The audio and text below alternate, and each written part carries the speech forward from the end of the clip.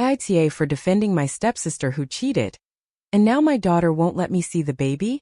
I'm 56 and my daughter is 29. I had her with my ex-husband. We split when she was 5. It was an amicable divorce, we just went our separate ways. A couple of years later, I met the man who's my husband today. He had 2 kids from a previous marriage. An older son and a daughter just a year younger than mine.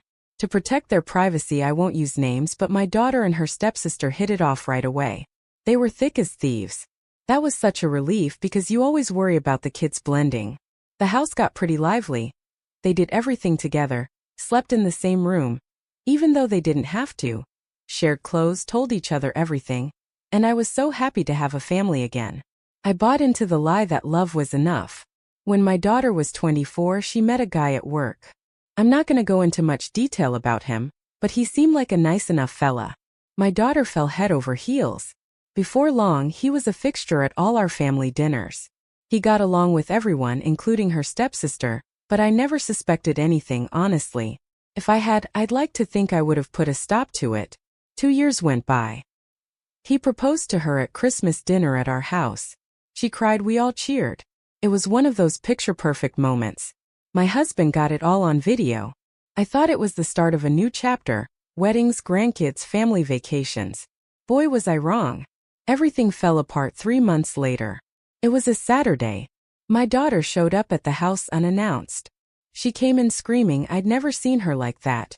White as a sheet, shaking, her eyes red and puffy from crying.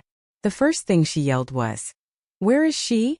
Tell me she's not here, 'cause I'll hurt her." I didn't understand a thing. I asked her to calm down. She told me she'd found texts between her fiancé and her stepsister, that they'd been seeing each other secretly for months. They had pictures, texts, even hotel reservations. That it wasn't a mistake, it wasn't a one-time thing, it was a full-blown relationship. A betrayal. I was speechless, seriously. I froze. I wanted to believe it was a misunderstanding, that it couldn't be true. My daughter looked at me like I'd betrayed her too. I just kept repeating, "That can't be, that can't be." And then her stepsister came downstairs from her room. She'd slept over at our house that night. And when she saw my daughter there in that state, instead of denying it, she just said, "I'm sorry, I didn't mean for this to happen, but I love him." That's when everything shattered. My daughter left that day. She told me she'd never step foot in this house again, that she didn't want to see any of us again. Not me, not her stepfather, and especially not her. That night, cleaning up the broken glass from when she'd thrown a glass against the floor, I knew this wasn't going to end well. And that was just the beginning. 2 weeks went by without a word from her. Not a phone call, not a text. Radio silence. It hurt, of course, but I figured it was normal. She was in shock, she needed time. What I didn't expect was what came next. One day, checking the mail, I found a letter. It was from my daughter. Typed, not handwritten, cold, with her dad's return address on it.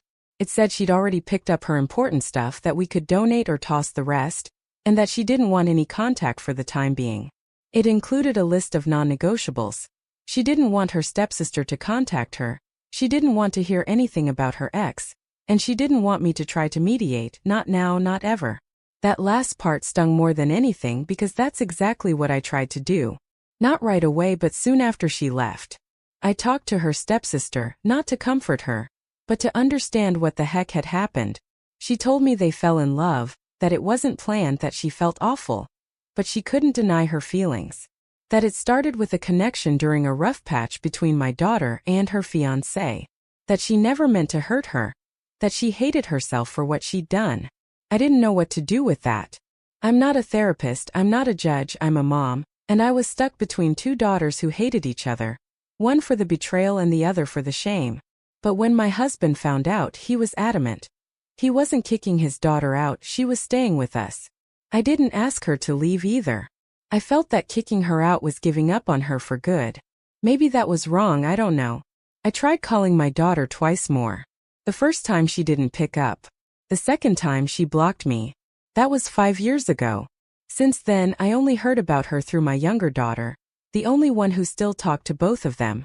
She told me things in bits and pieces, like she knew every detail would break me even more.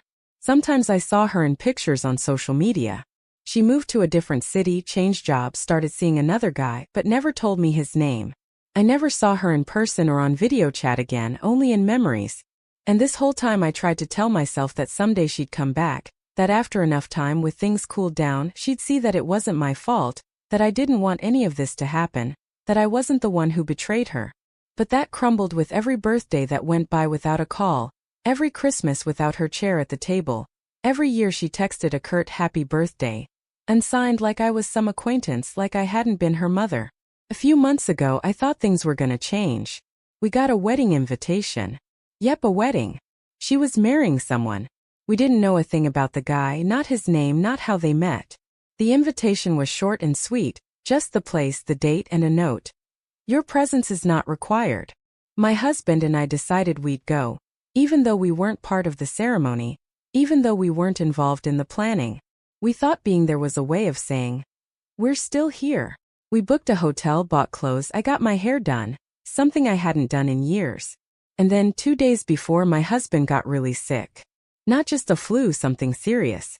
I ended up taking him to the ER, stayed with him and couldn't go to the wedding. I texted her, explained everything, apologized for not being there, that I hadn't meant to miss it. She replied with a single text. I knew you wouldn't come, that's why I didn't include you. You don't deserve to be there. That night I cried like I hadn't cried in years. Not because of what she said, but because I realized that to her, I'm not her mom anymore. Not really. I'm just a figure from the past. A walking embodiment of betrayal. I thought that was the end of it, that at least her wedding would bring her some peace. But a few weeks ago I learned something else, something I wasn't prepared for. My younger daughter showed me. She was on the couch with her phone and suddenly she says, Mom, wanna see something?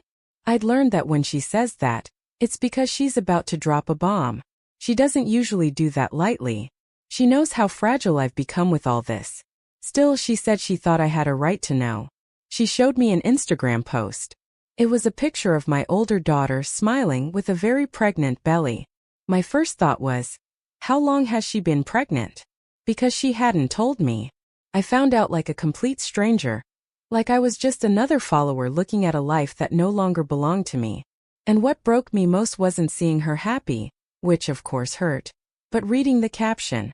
She was thanking her mother-in-law, her husband's mom, for her support during the pregnancy. The best grandma my baby could ask for, she wrote. The best grandma. That's when something inside me just switched off, like there was nothing left to salvage. I couldn't help it. I grabbed my younger daughter's phone and called. I had no other way, my number was still blocked. She answered. She said, what do you want? Just like that, no hello. I told her I just wanted to talk, congratulate her, see how she was doing, understand why she hadn't told me. She said something that still rings in my ears. You're not part of my life anymore. You're not going to be part of my son's life either. I asked her if she really hated me that much, enough to shut me out like this. She said it wasn't hate, it was distance, protection. That she never forgave me for what happened. That she never felt I was on her side. That day when her life blew up, I didn't react like a mother. That I stayed neutral when what she needed was someone to unequivocally defend her. I defended myself, of course. I told her it wasn't like that I tried to keep the peace, that I wanted to understand both of them. She cut me off. She said, exactly, you always wanted to understand everyone but me. You always put everyone on the same level. Like my pain was worth the same as her guilt. I was speechless. Why? Maybe she's right. I reminded her that I didn't support what happened either. That I never condoned it. She interrupted me. But you didn't do anything either. Not once did you tell me you were with me. You just asked me to understand her, to forgive her. What kind of mother does that? I didn't know what to say. And that was it. She hung up. And to this day she hasn't answered me. After that, I became a ghost in my own house. I don't feel like talking or going out. My husband tells me to give it time, that it'll pass. But it's been 5 years. How much longer am I supposed to wait? I feel betrayed by everyone. By my older daughter for cutting me off. By my stepdaughter for what she did. By myself for being so weak, so lukewarm when I should have taken a stand. The worst part is that I feel like I don't have the right to complain about anything because, looking at it from the outside, maybe I was the one who abandoned her first. I wanted to protect the family and I ended up losing my daughter. And now there's a baby on the way, a grandchild, a child I'm not going to meet, who won't know I exist. And as much as I try to convince myself that everything will be okay, that someday she'll understand, I can't stop thinking about this. My daughter has chosen her new family, she's replaced me, and the worst part is I can't entirely blame her. A week after that call, my younger daughter told me something that really messed with my head. She said she'd texted her sister, that she seemed different, more withdrawn, less approachable. I asked if she'd mentioned anything about me. She said not directly, but that her sister made it clear she had no intention of changing anything. That's when I asked something that had been on my mind for months. Does she hate me? My daughter was silent for a moment. Then she said, I don't think she hates you. I think she just doesn't trust you anymore. She doesn't see you as her safe place anymore. That hit me right in the chest because I never saw myself as some perfect mom, but I always believed I was at least there for her. Even if I made mistakes, even if I didn't know what to do, I was there. But it seems that wasn't enough. I started going through old things. Pictures, letters, keepsakes, all that stuff you hold on to without knowing why.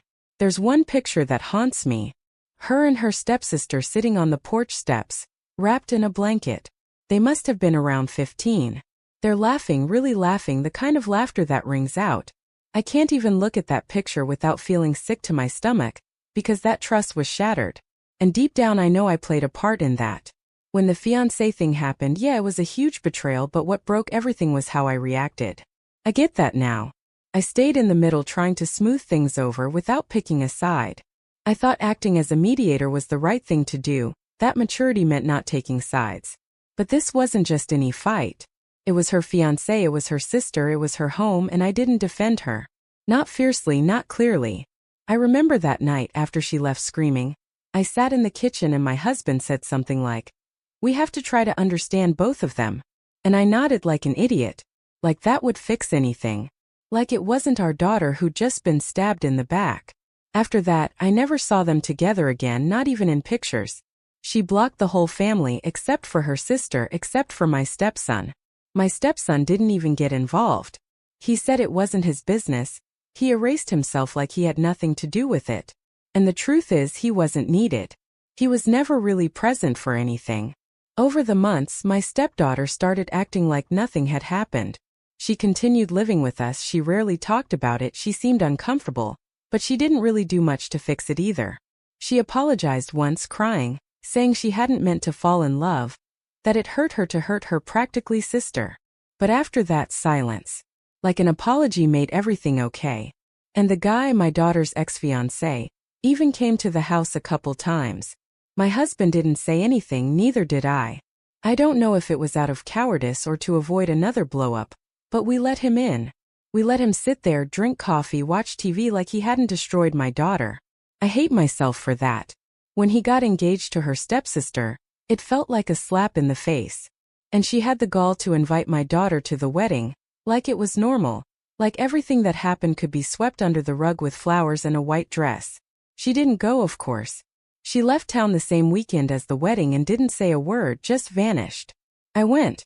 I sat there, watching her marry the man who ruined my daughter, with the woman who enabled it. I smiled for the pictures, congratulated the happy couple, like it was any other event. That day I felt like the worst person in the world because I was. And now, years later, I have a grandchild I'm not going to meet, a daughter who doesn't call me mom. A family broken by my inaction. And I can't stop thinking, what if I had taken a stand from day one? What if I had said enough is enough? What if I had chosen my daughter over everyone else? It's too late for that. After that last phone call, when she hung up on me, I spent days checking my phone. Not to text her, I knew she wouldn't answer, but out of habit, because of that stupid hope that creeps into a mother's head, even when she knows it's all over. Every notification made my heart jump like an idiot, but it was never her. Things at home got weird, quiet, like everyone knew something was wrong, but nobody wanted to touch it. My husband keeps trying to normalize everything. He tells me it'll pass, that kids drift apart, that we have to accept different paths. But this isn't a different path. This is a chasm. It's my daughter denying my existence. It's living proof that we messed up so badly that it can't be fixed. And I don't even know if saying we messed up is fair. It wasn't like we kicked her out or treated her with contempt. It was more subtle than that, more screwed up. It was the kind of wound that doesn't leave bruises, but eats you alive from the inside. One day my younger daughter, who by the way is about to turn 18 and is also starting to pull away from this house like she wants to escape, told me something that left me blank. I think the best thing you could do is stop trying. I asked her what she meant. She replied that sometimes insisting is a way of not accepting the truth. That maybe I'm never going to get her sister back. That she chose a life without us and that forcing it only pushes her further away. I didn't want to hear that, but I didn't know how to argue it because everything points to her being right. A week later, my stepdaughter came to dinner with her jerk of a husband. Yeah, the same one, my older daughter's ex, the one who caused this whole mess. It was hard not to yell at him. It was hard not to get up from the table and tell him to leave. But there I was sitting serving salad like I wasn't serving my dignity on a platter. During dinner, they talked about wanting to have a baby. They said it was time, that they wanted to start their family. And I didn't say anything. I just chewed in silence while feeling the lump in my throat, because the truth is, and I've never said this out loud, if she gets pregnant, I don't know if I could fake being happy, because it won't erase what happened before, it won't heal anything, it'll just add another layer of unresolved issues. And I don't want any more layers. I want to be able to look my daughter in the eye and know that, even if she doesn't forgive me, at least she understands me. But that's not possible anymore. Last week, for the first time in years, I dreamed of my daughter. It was a weird dream. We were in the kitchen like before. She was cooking something and I was talking to her about nothing, just everyday stuff. I was laughing, she was too. And suddenly she turned and said, "Do you remember what you did to me?" And I woke up in a cold sweat, crying my eyes out. That dream shook me all day because in my head I also try to pretend nothing happened, that it was all a mistake, that we can go back. But no, there's no going back. The saddest part is that over time you start to believe you deserve the punishment, that this is what I have to go through, that I can't claim a place I didn't earn. Because when my daughter needed me to defend her, I stayed silent. When she needed to feel that someone was in her corner, I wanted to stay on everyone's good side. And that's unforgivable. I know people will read this and think I'm overreacting, that it's not that big of a deal, that blood is thicker than water. But they don't know my daughter. They don't know what it's like to lose her. She's not the type to slam the door and come back 3 days later. She closes it, locks it, seals it, and builds a wall around it. And I'm left on the other side, watching, waiting, knowing there's no turning back. A few days ago, my younger daughter went to spend the weekend with her sister. She told me like she was announcing a trip to the grocery store, no drama. No asking if I thought it was okay. She just said, "I'm going to see her." I didn't stop her, there was no point. But as soon as she closed the door, I fell apart. Not out of jealousy, not out of anger. It was the stark realization that she still has what I lost. A connection. An entry into that world I've been shut out of. During those days I spent my time imagining what it would be like to be there. Listening to her sister laugh, seeing her belly grow, smelling that mix of cooking and perfume she always had. I imagined myself sitting in a corner, not saying much, just absorbing the fact that she still exists, that she's still real. Because sometimes when so many years go by, people start to fade in your memory. And that's worse than pain, oblivion. When my younger daughter came back, she didn't say much. Just that her sister was fine, that the baby was due in about 3 months. I asked her how the father was doing, that guy she married. She said he seemed like a good guy, better than the other one, more present, healthier. "At least this one doesn't mess with the family," she said, half joking, half serious. I smiled, but inside I was burning. Because there it was again, that distance between them that I can no longer cross. I asked her if she'd talked about me at all. She said yes. Her sister asked if I was still asking about her. And when she said yes, her response was, "Don't bother." That hit me like a ton of bricks, but I didn't show it. I swallowed it, nodded, and changed the subject. Not because I didn't care, but because I no longer have the energy to rehash the same thing over and over. That night I went to my younger daughter's room and asked if I could see pictures. She showed me some.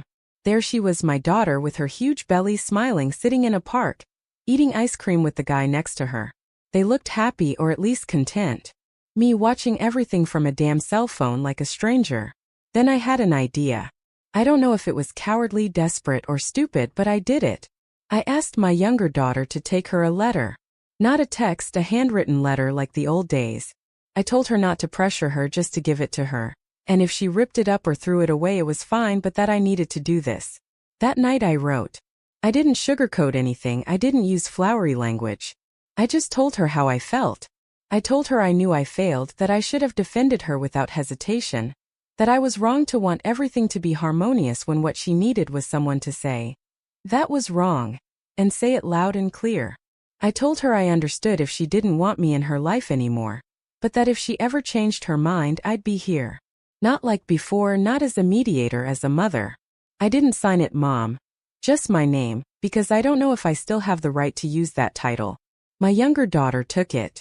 I didn't hear anything for 2 days. And then she told me. She read it. She didn't say anything, but she didn't rip it up. That sentence kept me up all night.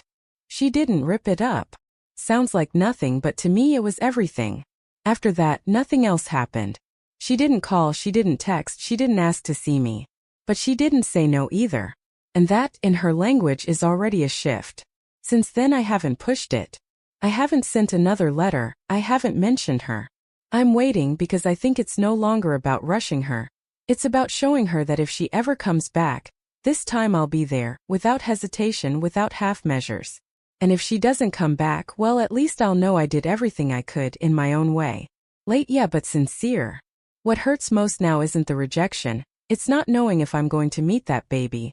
If someday he'll know I exist, that he had a grandma who messed up but would have loved him with all her heart. And every time I think about that, I want to text her again to tell her that, please at least let me meet him. But I don't, because I know if she hasn't asked, it's because she still can't. And this time I'm not going to screw it up by pressuring her. This time I'm going to wait. Sometimes I wake up in the middle of the night with this weird feeling like something big is about to happen, like a call is going to come. A text, something. But it never does. I sit in the kitchen, stare out the window and wonder if she wakes up like that too. If she ever thinks of me at 3 a.m., when the house is quiet and there's nothing to distract her from the past. And I tell myself the same thing. I have no right to expect anything. I say it almost like a mantra, because if I let hope grow too big, the crash is worse. It's happened before. Every birthday, every Christmas, every date we once shared, I brace myself just in case. But nothing, not a word. The other day we were at the grocery store with my husband. In the baby aisle there was a couple picking out a stroller. The woman was pregnant. I stopped to look without meaning to. I watched them bicker about colors and whether or not it was better to have one with a rear brake. And right then and there I lost it. I had to leave. I hid in the restroom, I threw up. I don't know if it was from the anguish or the guilt. I guess it's the same thing now. When I came out, my husband was waiting for me, with a look that said he knew what had happened. He didn't say anything, just handed me the car keys and gave me some space.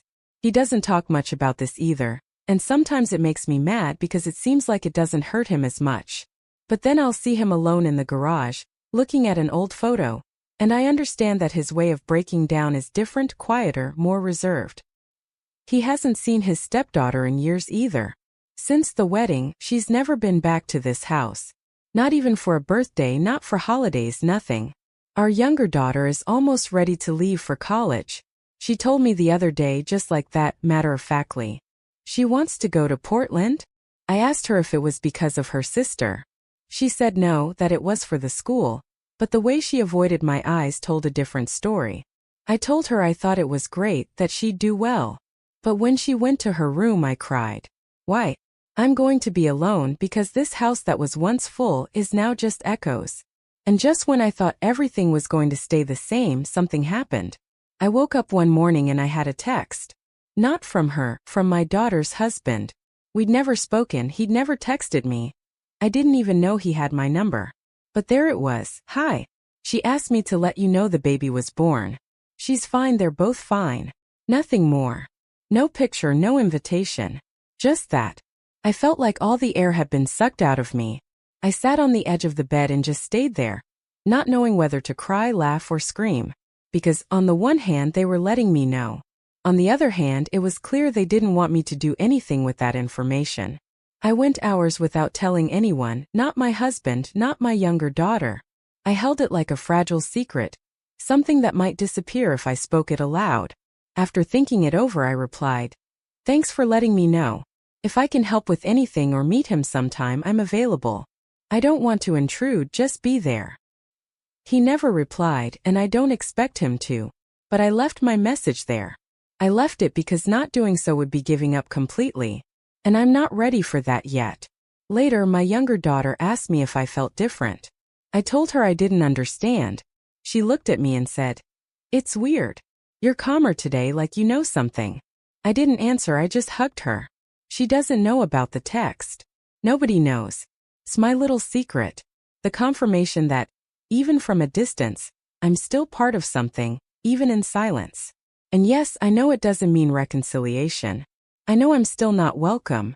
But for the first time in a long time, I don't feel completely erased. I'm not getting my hopes up.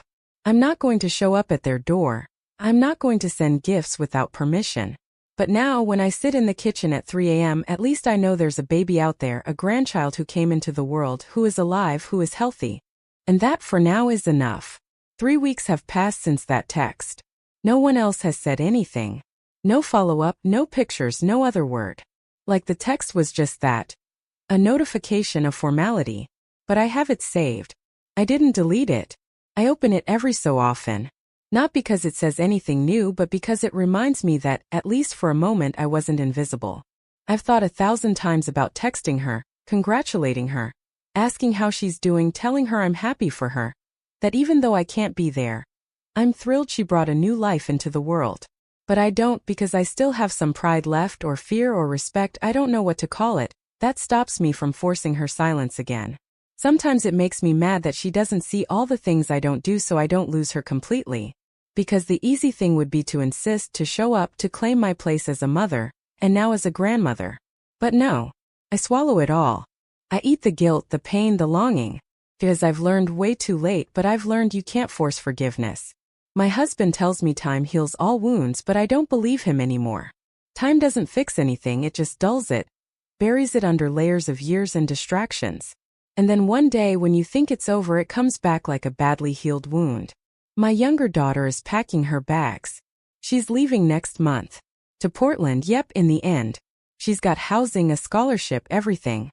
I'm proud and heartbroken because I'm going to be alone in this house, because there's no one else left. The house is big, too big for two people who barely speak to each other. My husband and I are still together, but there's not much left to say. We share a roof, bills, routines, sometimes a cup of coffee, but the rest is distance. Like the betrayal that exploded years ago left us survivors of the same shipwreck. Together but on different islands. The other day, while putting away some boxes in the garage, I found an old notebook. It was from when my daughter was little. It was full of scribbles, drawings, recipes for things we wanted to bake together. There was a list we made once when she was 9.